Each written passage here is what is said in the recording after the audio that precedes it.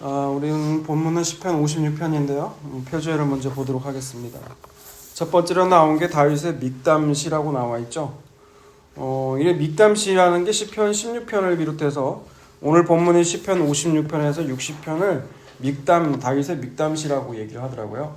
근데 믹담이라는 말이 정확한 뜻이 없어요. 그래서 비슷한 말을 추려봤더니 한 3-4가지로 좁혀질 수가 있다는 거죠. 믹담이라는 뜻이 황금시라는 뜻이래요. 첫 번째가. 황금시라는 건 황금같이 귀한 시라는 거죠. 주옥 같다. 그죠? 황금같이 귀하고 주옥 같다라는 거죠. 그리고 새긴 글이라는 뜻이라는 거예요. 그러니까 새겼다라는 건 뭔가 중요한 거를 우리에게 교훈하거나 목적으로 한 시가 바로 이 믹담시라는 거죠. 그리고 세 번째가 덮는 시 혹은 속죄의 시라는 거예요. 뜻에서 알 수 있다시피 원수로부터 보호를 받고 죄를 덮어주시는 하나님을 찬양한 시라는 것이죠.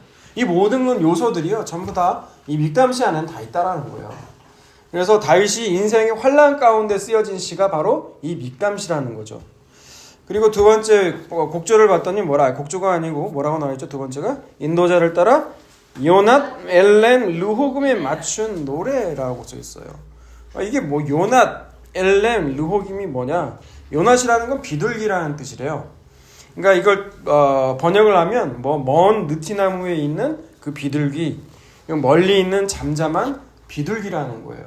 그러니까 마치 뜻이 좀 쓸쓸하고 좀 외롭고 마치 그 한 마리의 비둘기가 멀리 있고 잠잠한 그 비둘기의 형상으로서 좀 주님의 그 도우심을, 그러니까 나는 혼자 있는 것 같은, 그리고 그 외부에서 하나님의 도우심을 기다리는 모습을 이 비둘기의 모습으로 그려낸 것 같이 얘기를 하고 있다라는 거죠. 그런 곡조라는 거예요. 그리고 배경을 봤더니 뭐라고 나와 있습니까? 다윗이 가데에서 블레셋에게 잡힌 때라고 나와 있죠. 이것이 본문이 사무엘상 21장 10절에서 15절 말씀인데요.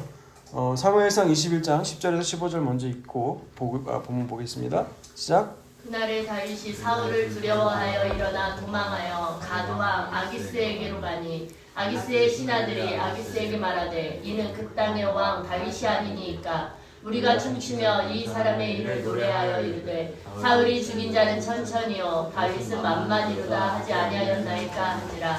다윗이 이 말을 그의 마음에 두고 가드왕 아기스를 심히 두려워하여 그들 앞에서 그의 행동을 변하여 미친 채 하고 대문짝에 그적거리며 침을 수염에 흘리매 아기스가 그의 신하에게 이르되 너희도 보거니와 이 사람이 미치광이로다. 어찌하여 그를 내게로 데려왔느냐. 내게 미치광이가 부족하여서 너희가 이 자를 데려다가 내 앞에서 미친 짓을 하게 하느냐. 이 자가 어찌 내 집에 들어오겠느냐 하니라. 여러분도 잘 알다시피 다윗은 사무엘로부터 기름 부음을 받아요. 기름을 부음 받은 뒤에 다윗은 뭐가 시작되죠? 고난이 시작돼요. 성령의 여러분 기름을 부음 받으면 저도 착각했던 게 뭐냐, 하나님을 믿으면 내가 계획하고 내가 인생이 좀 낮은 위치였다면 좀 더 높은 위치, 세상에서 잘 되고 이 세상에서 좀 더 행복할 수 있는 그런 거일 수인 줄 알았다는 거죠. 그런데 하나님은 그런 분이 아니시라는 거예요. 물론 하나님은 우리 인생이 행복하길 원하세요. 그 행복은 하나님과 함께하는 거거든요. 여러분, 다윗과 사울의 큰 차이는 뭐냐? 그 인생 가운데 환난이 있느냐 없느냐의 큰 차이예요. 사울에게는 어떤 환난이나 고난 같은 게 별로 없었어요. 그런데 다윗은 왕으로 기름 부어받아서 왕으로 등극하기 전까지 계속 광야에도 있고 오늘 본문에는 적국인 블레셋에도 있고 이런 숱한 경험들을 했단 말이에요. 근데 그런 경험들을 통해 누굴 의지하는 법을 배우냐? 하나님을 의지하는 법을 배워요. 여러분, 우리 인생이 편안하고요, 우리 인생이 계획대로 흘러가면요, 여러분 그 누구도 하나님을 안 찾아요. 그래서 하나님은요, 가장 하나님이 택한 하나님의 자녀들에게 반드시 환난을 통과하게 하세요. 그리고 그 환난을 통해서 하나님을 의지하는 법을 배우고요, 하나님과 함께하는 법을 배우게 된다는 거예요. 오늘 다윗의 시가 바로 그런 내용이라는 거예요. 지금 다윗은요, 지금 사울 왕에게 쫓겨서 곳곳을 막 숨거든요. 근데 이제 숨을 곳이 별로 없게 되자 그 당시 이스라엘과 적대국이었던 블레셋에 망명을 하게 돼요. 이제 블레셋에 망명하게 되니까 이 다윗에게 하는 거죠. 블레셋의 신하들 아기스 왕에게 이런 얘기 못 들어봤냐는 거예요. 사울을 죽인 자가 천천히인데 다윗이 죽인 자는 만만이라는 거예요. 그만큼 다윗은 능력 있는 사람이라는 것이죠. 다윗을 경계해야 된다, 해야 된다는 거예요. 근데 이 말을 들으니까 다윗이 어때요? 두려움에 잡힌 거예요. 내가 언제 죽을지 모르겠구나. 그때 다윗이 한 행동이 뭐예요? 대문짝에 그쩍거리고 수염에 질질 흘리는 거예요. 미친 척한 거죠. 왜 미친 척을 했을까요? 그래요. 당시 고대 사회에서는요, 미친 사람을 미친 사람을 만약 해치게 되면, 죽이게 되면 그 미친 사람의 영혼이 자기한테 온다고 믿었대요. 그래서 미친놈은 안 건드렸다는 거예요. 왜 우리도 또라이는 건들지 말라고 하잖아요. 비슷한 거예요. 그래서 이렇게 다윗은 자기 조국이었던 이스라엘에서도 여기 지금 망명해온 지금 블레셋에서도 안심할 수 없는, 이 두려워할 수밖에 없는 이 상황이 바로 이때 쓴 시가 바로 시편 56편이라는 거예요. 우리 1절 내용을 먼저 읽겠습니다. 1절 읽겠습니다. 시작. 하나님이여 내게 은혜를 베푸소서. 사람이 나를 삼키려고 종일 치며 압제하나이다. 네, 1절에서 다윗이 하나님께 은혜를 구하죠. 하나님 나한테 은혜를 베풀어 달라는 거예요. 왜 그럴까요? 지금 사람이 나를 삼키려고 종일 치며 압제한다는 거예요. 여러분, 사람이 삼킨다는 게 뭘까요? 초등학생이 있기 때문에 우리는 사람이 삼킨다 그러면 얘가 어떻게 이해하냐면 저렇게 이해할 줄 알았어요. 사람을 삼키려고 한다는 게 무슨 뜻이에요? 사람을 핍박한다는 거예요. 종일 못 살게 군다는 거죠. 사람 짜증나게 하고 이런 말들로 너 여기 왜 왔어? 하면서 막 뭐 의도가 있는 거 하냐 하면서 다윗을 계속 괴롭히는 거예요, 지금. 근데 지금 그 모습을 구체적으로 2절이 이렇게 얘기하고 있는데요. 2절 읽습니다. 내 원수가 종일 나를 삼키려 하며 나를 교만하게 치는 자들이 많사오니. 내 원수가 종일 나를 삼키려고 한다는 거예요. 삼키는 모습이 2번 반복되죠. 근데 이번 2절에서는 뭐라고요? 내 원수가 라고 해요. 근데 원수라고 할 때 각주를 보세요. 각주 1을 보면 뭐라고 나와 있어요? 각주를 보면 각주가 없는 책도 있어요. 나를 엿보는 자라고 써 있어요. 나를 엿보는 자. 원수를 각주의 다른 말로 뭐라냐면 나를 엿보는 자라는 거예요. 그러니까 지금 다윗이 망명해 왔는데 다윗이 사랑을 붙여가지고 얘가 스파이가 아닌지 계속해서 24시간 내내 사람을 쫓아다닌다는 거예요. 여러분, 우리는 그런 경험을 해본 적이 없으니까 이런 상황이 확 와닿지가 않잖아요. 근데 사람이 여러분 생각을 해보세요. 어떤 사람이 계속 여러분 졸졸졸 쫓아다닌다고 생각해보세요. 뭘 해도 내가 자유가 없어요. 그러면 어떤 기분이 들까요? 사람 답답해요. 무서워요. 두려워요. 여러분 스토커 아시죠? 여러분 스토커. 그러니까 스토커 한 명이 아니라 스토커 여러 명이 다윗에게 붙었다라는 거예요. 이게 심각한 거죠. 굉장히 두려운 거죠. 굉장히 무서운 거죠. 이럴 때 다윗이 이렇게 사람들이 나를 두렵게 할 때 어떻게 해요? 그게 3절이에요. 3절 읽습니다. 시작. 내가 두려워하는 날에는 내가 주를 의지하리이다. 표준 세번역으로 보니까 이 말을 이렇게 번역했어요. 두려움이 온통 나를 휩싸는 날에는 나는 오히려 주님을 의지합니다라는 거예요. 사람들이 호시탐탐 자기를 기회를 엿보아 죽이려고 하는 그런 상황 속에서 주님을 의지하겠다라는 거예요. 왜 그럴까요? 여러분, 이 오는 두려움은요, 내가 스스로 어떻게 해결할 방법이 없어요. 그리고 지금 이 두려움을 주는 존재가 1절에 보면 뭐라고 나와요? 1절 다시 한번 읽어볼까요? 하나님이여 내게 은혜를 베푸소서. 사람이 나를 삼키려고 종일 치며 압제하나이다. 누가 지금 나를 두려움을 주는 거예요? 사람이죠, 사람. 아기스 왕과 그 신하들, 또 사울 비롯해서 다윗을 죽이려고 하는 그 사람이죠. 그 사람이 나를 삼키려 하고 종일 치며 핍박하고 지금 나를 공격한다는 거죠.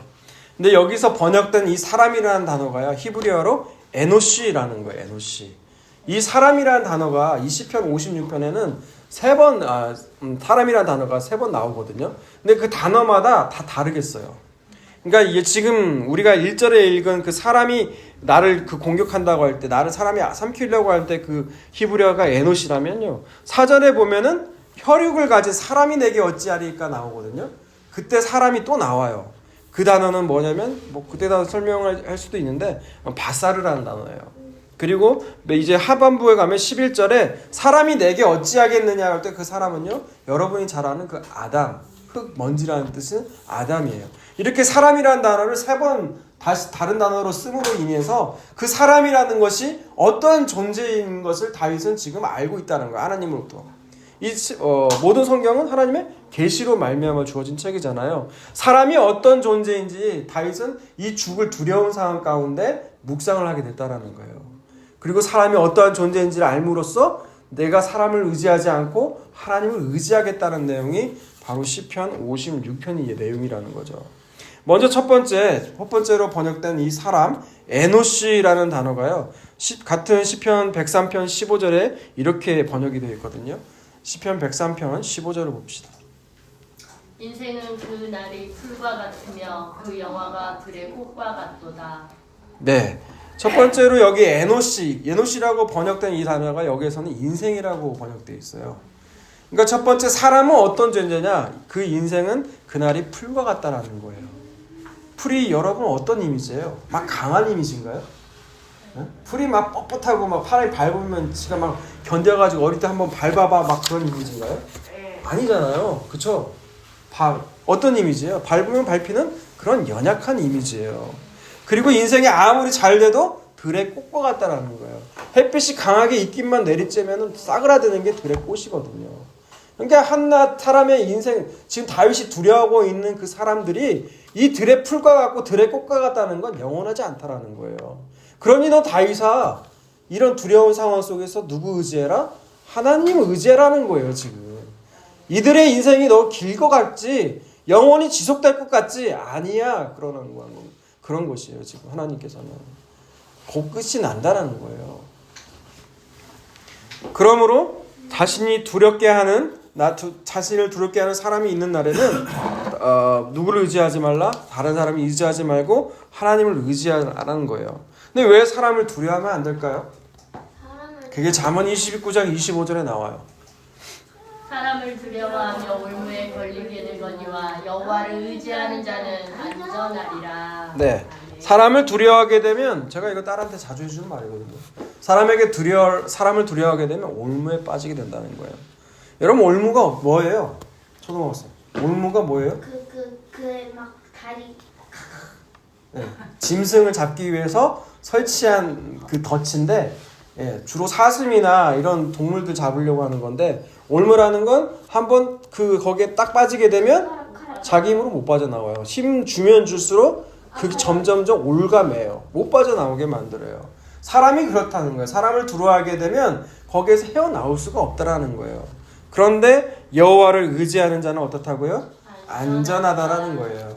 여러분 이사야서 51장 12절을 보세요. 이사야서 51장 12절을 보게 되면 이렇게 나와 있어요. 이르시되 너희를 위로하는 자는 나 곧 나이니라. 너는 어떤 자에게 죽을 사람을 두려워하며 풀같이 될 사람의 아들을 두려워하느냐.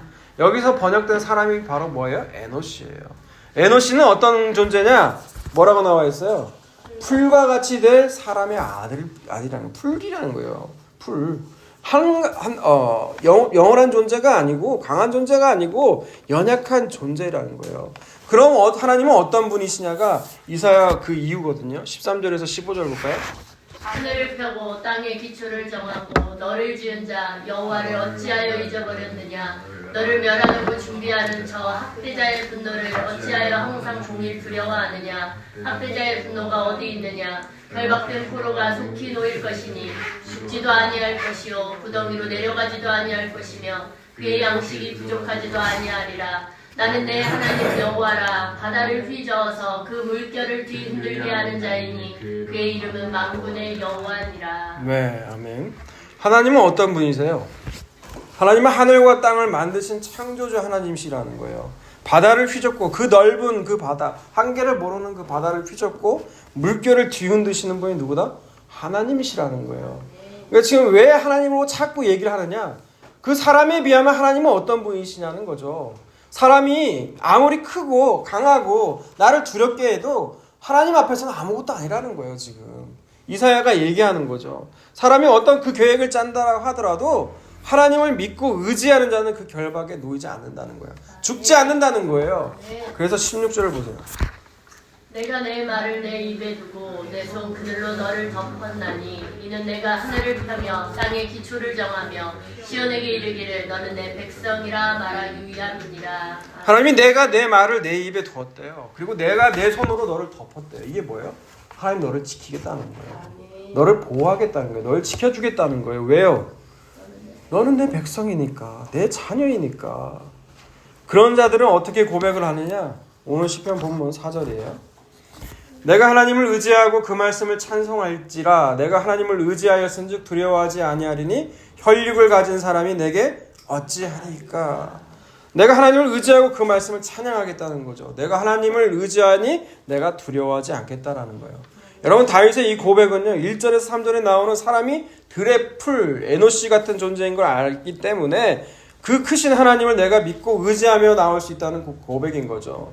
그러면서 다윗은 이렇게 반박을 하며 또 말을 해요. 담대하게 뭐라고 해요? 혈육을 가진 사람이 내게 어찌하겠느냐. 이게 두 번째 사람이에요. 이 사람이라는 히브리어가 이때 쓴 게 바사르라는 거예요. 바사르. 마치 그 좀 약한 단어 같이 들리지 않아요? 바삭? 근데 이상한데? 바사르라는 존재인데 이건 살과 육체라는 뜻이에요. 하나님의 영이 떠나면 어떻게 되냐? 사람은 그냥 고기 덩어리예요. 고기 덩어리. 제가 그 요즘 그 메디칼 드라마 닥터 김사하고 오래된 건데 봤는데 사람 수술하는데 봤는데 완전 고기 취급하더라고요. 막 이따만큼만 큰 바늘로 막 사람 꼬매는데 네, 하나님의 영이 떠나면 사람의 육체는 그냥 짐승과 마찬가지로 고기 덩어리에 불과한다는 거예요. 근데 이런 고기 덩어리를 왜 이렇게 두려워하냐는 거예요. 자, 그 단어가 쓰여진 다른 성경 구절을 볼게요. 예레미야 17장 5절을 봅시다.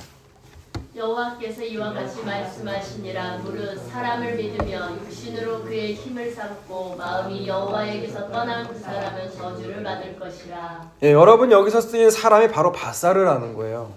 바사르라는 거는 어떤 존재냐? 마음이 여호와께서 떠난 거, 하나님의 영이 떠난 거, 하나님과의 관계가 끊어진 거, 그렇게 된 것이 바로 이 바사르, 몰락한 사람이란 뜻이에요. 그런 몰락한 사람은 누구를 두려워하냐? 사람의 힘을 두려워한다는 거죠. 사람의 힘을 두려워한다는 건 왜 그래요? 마음이 여호와에게서 떠났기 때문에 그래요.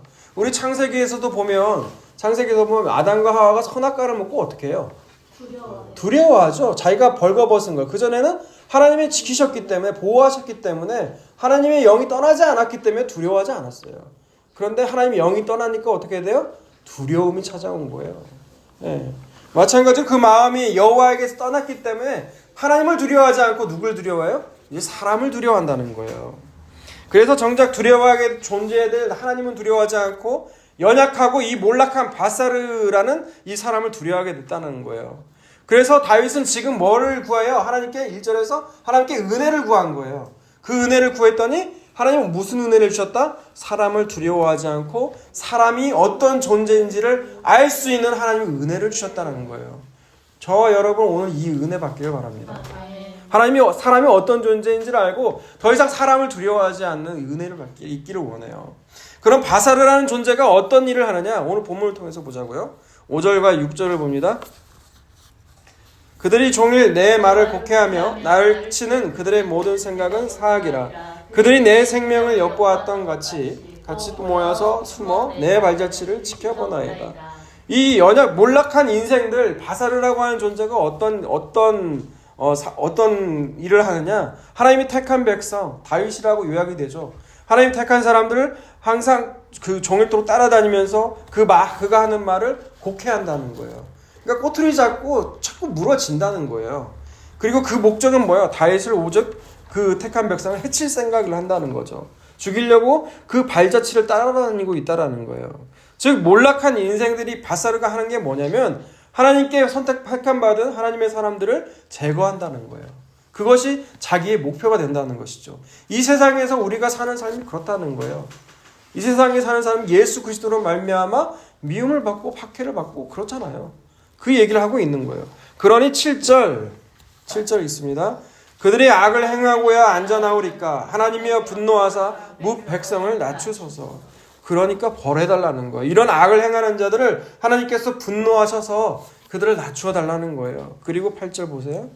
나의 유리함을 주께서 계수하셨사오니 나의 눈물을 주의 병에 담으소서. 이것이 주의 책에 기록되지 아니하였나이까. 네, 주의 기름 부음 받은 자들이 그들의 악행으로 말미암아 유리하며 떠돌아다닌 거예요. 그리고 눈물을 흘리고 있다는 거죠. 그 이 눈물을 주의 병에 담아달라는 거예요.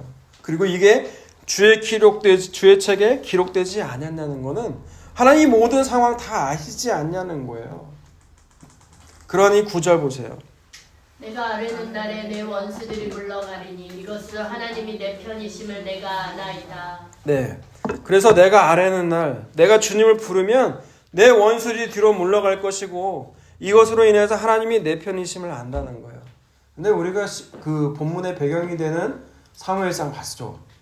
다윗이 그렇게 하나님을 불러가지고 그 결과가 어떻게 됐어요? 다윗이 미친 척 했잖아요. 여러분 그게 뭐 하나님이 내 편인 걸 원수가 뒤로 물러갔겠죠. 미친놈이니까. 근데 이게 하나님이 내 편이시면 안다는 거예요? 근데 그게 하나님이 내 편이시라는 거예요. 그 모습이. 여러분 그 미친 척 했을 때 그 수치, 그 모멸감, 여러분 그게 다 지금 다윗은 누구를 예표하는 걸까요? 다윗은 다 예수 그리스도예요. 성경의 모든 인물들은요. 예수님을 예표하는 거예요. 예수님도 마찬가지로 하지도 않은 말들로 인해서 모함을 받고 그 로마 법정에 끌려가서 로마 법정이 아니죠. 그 유대인 그 빌라도의 총독 앞에서 사형 언도를 받잖아요. 그리고 십자가에서 온전히 발가벗겨져서 그 수치와 사람들의 조롱을 듣잖아요. 근데 그걸로 말미암아 우리에게 뭐가 왔어요? 그것으로 말미암아 우리에게 구원이 왔잖아요. 그 모습을 지금 예표하고 있다라는 거예요. 그래서 10절 봅시다. 10절. 내가 하나님을 의지하여 그의 말씀을 찬송하며 여호와를 의지하여 그의 말씀을 찬송하리이다. 그래서 내가 하나님을 의지하며 그 말씀을 찬송하고 여호와를 의지해서 말씀을 찬송할 거라는 거예요. 여러분 히브리서 2장을 볼게요. 자녀들은 혈과 육에 속하였음에 네, 읽어주세요. 그도 또한 같은 모양으로 혈과 육을 함께 지니심은 죽음을 통하여 죽음의 세력을 잡은 자 곧 마귀를 멸하시며 또 죽기를 무서워함으로 한평생 매어 종노릇하는 모든 자들을 놓아주려 하심이니 이는 확실히 천사들을 붙들어 주려 하심이 아니요 오직 아브라함의 자손을 붙들어 주려 하심이라. 그러므로 그가 범사의 형제들과 같이 되심이 마땅하도다. 이는 하나님의 일을 자비하고 신실한 대제사장이 되어 백성의 죄를 속량하려 하심이라. 그가 시험을 받아 고난을 당하셨은즉 시험 받는 자들을 능히 도우실 수 있느니라. 아멘. 네, 히브리서 2장 14절 우리가 방금 18절은요. 왜 예수님이 사람 모양으로 오셔야만 되는가에 대한 그 성경의 답이에요. 왜 예수님은 사람의 모양으로만 오셨어야 될까요? 방금 읽었잖아요. 아담과 하와가 선악과 범죄를 저지르고 난 이후에 죽음이라는 게 왔죠. 그리고 그 죽음의 세력을 지닌 게 누구예요? 마귀예요. 그런데 하나님의 용서 방식은요, 반드시 죽어야 누군가의 희생이 있어야 용서가 치러지는 속죄예요. 그게 레위기의 속죄제거든요. 반드시 대가를 치러야 돼요. 그래서 예수님은 어떻게 오셨냐? 그 죽음의 세력을 지닌 마귀의 세력을 멸하시기 위해서, 그리고 그 백성들을 해방시키기 위해서 죽어야만 되는, 죽을 수밖에 없는 혈과 육을 지닌, 밧살을 하고 지닌 모양으로 오셨다라는 거예요. 그리고 그것으로부터 우리를 해방시키셨다는 거죠. 여러분, 우리가 제일 두려워하는 게 뭐예요? 우리 몸뚱이가 죽는 거예요. 그 죽음으로부터 무서워하는 우리를 하나님께서 해방시키시기 위해서 예수님이 이 땅에 사람의 모습으로 오셨다라는 거예요. 자, 그 다음에 우리 다시 본문 봅니다. 그래서 이 주님을 믿는 자들은 사람이 두렵게 하는 날에는 사람을 의지하지 않고 주님을 의지한다는 거죠. 그래서 11절 봅시다. 11절. 내가 하나님을 의지하였은즉 두려워하지 아니하리니 사람이 내게 어찌하리이까. 네, 내가 하나님을 의지하였기에 내가 두려워하지 않는다는 거예요. 그리고 세 번째 나오죠. 사람이 내게 어찌하겠냐는 거예요. 사람. 이때 마지막 이 사람이요, 아담이에요. 아담. 흙과 먼지라는 거예요. 그러니까 정리해 보자고요. 다윗이 사람을 두려워하지 않는 건요, 사람이 어떤 존재인지를 알았다는 거죠. 첫 번째가 뭐였어요? 에노시. 그냥 풀과 같은 연약한 존재라는 거예요. 밟히는. 영원하지 않다는 거죠. 두 번째는 사람은 혈과 육을 지는 하나님의 영이 떠난 그냥 고기 덩어리, 몰락하는 존재라는 거예요. 그리고 마지막 세 번째는요. 사람, 아담은 흙, 먼지 같은 존재이기 때문에 여러분 흙, 먼지 두려워합니까? 두려워하지 않잖아요. 예, 그런 존재이기 때문에 두려워하지 않겠다라는 거예요. 출애굽기 14장 13절을 봅니다. 14. 모세가 백성에게 이르되 너희는 두려워하지 말고 가만히 서서 여호와께서 오늘 너희를 위하여 행하시는 구원을 보라. 너희가 오늘 본 애굽 사람을 영원히 다시 보지 아니하리라. 지금 출애굽기 14장의 상황은요. 지금 이게 모세가 이스라엘을 데리고 지금 홍해 바다로 가까이 왔어요. 뒤에는 누가 쫓아와요? 애굽 군대가 쫓아오는 상황이에요. 그러니까 앞으로는 바다가 있고 또 앞으로 가도 죽는 상황이고 뒤에서는 쫓아오니까 앞뒤로 지금 막혀 있는 상황이에요. 이 상황 가운데 하는 거예요. 애국 군대를 보면서 이스라엘에게 말하는 거죠. 뭐라고 해요? 두려워하지 말고 가만히 서서 여호와의 구원을 보라는 거예요. 그러니까 구원은 뭐냐? 우리가 뭔가 하는 게 아니에요. 하나님께서 일하시는 거거든요. 우리는 자꾸 뭔가 하려고 하는데 구원받으려면 우리가 뭘 해야 된다. 첫째, 둘째, 셋째 얘기하는데 그게 아니라는 거예요. 철저하게 구원은 하나님께서 하시는 거라는 거예요. 아멘. 우리는 뭐 하면 돼요? 그냥 가만히 서 있는 거예요. 여러분 그게 믿음이라는 거예요. 그런데 문제는 우리가 가만히 있지를 못해요. 앞에서 뒤에서 쫓아오니까 뭔가를 해야 된다는 거죠. 왜 그래요?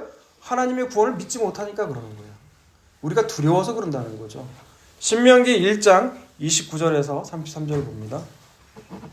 내가 너희에게 말하기를 그들을 무서워하지 말라 두려워하지 말라. 너희보다 먼저 가시는 너희의 하나님 여호와께서 애굽에서 너희를 위하여 너희 목전에서 모든 일을 행하신 것 같이 이제도 너희를 위하여 싸우실 것이며 광야에서도 너희가 당하였거니와 사람이 자기의 아들을 안는 것 같이 너희 하나님 여호와께서 너희가 걸어온 길에서 너희를 안으사 이곳까지 이르게 하셨느니라 하나 이 일에 너희가 너희의 하나님 여호와를 믿지 아니하였도다. 그는 너희보다 먼저 그 길을 가시며 장막 지킬 곳을 찾으시고 밤에는 불로 낮에는 구름으로 너희가 갈 길을 지시하신 자이시니라. 네.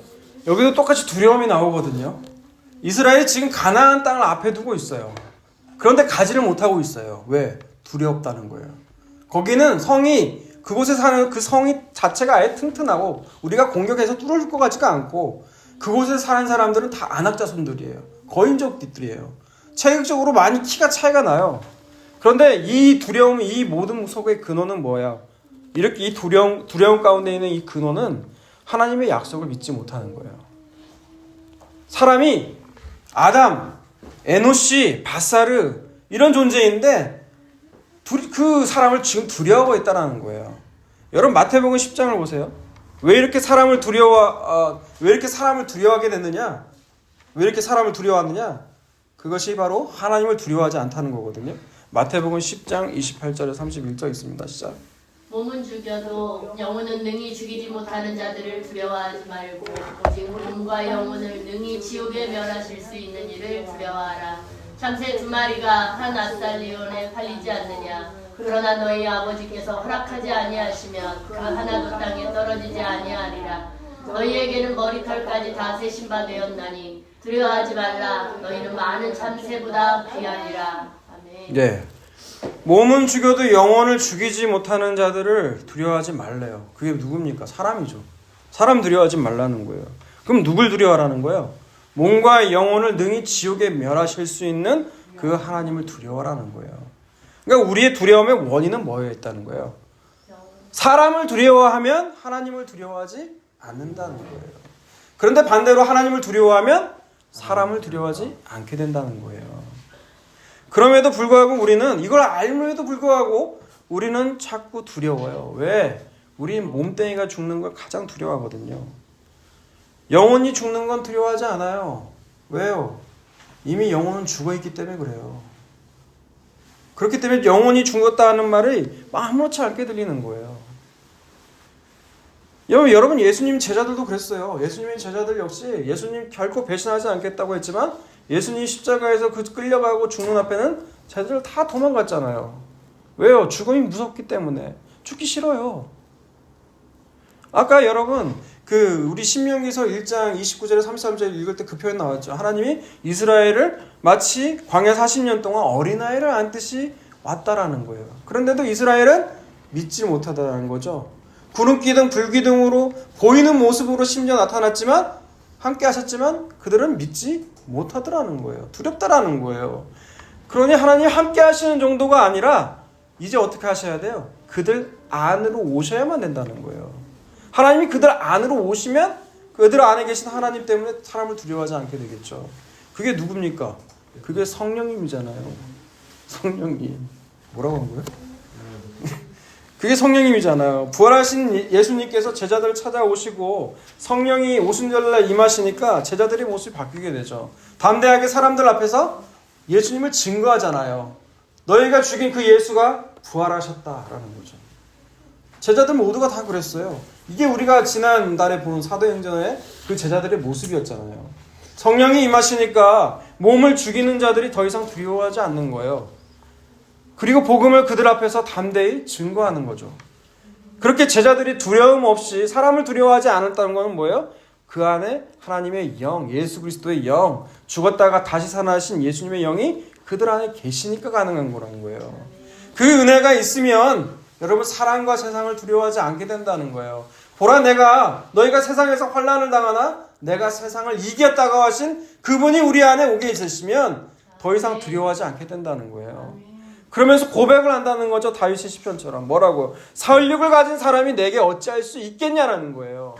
여러분 이렇게 외칠 수 있는 이 고백, 이 믿음의 사람이 저와 여러분이 다 되시길 주님의 이름으로 축원합니다.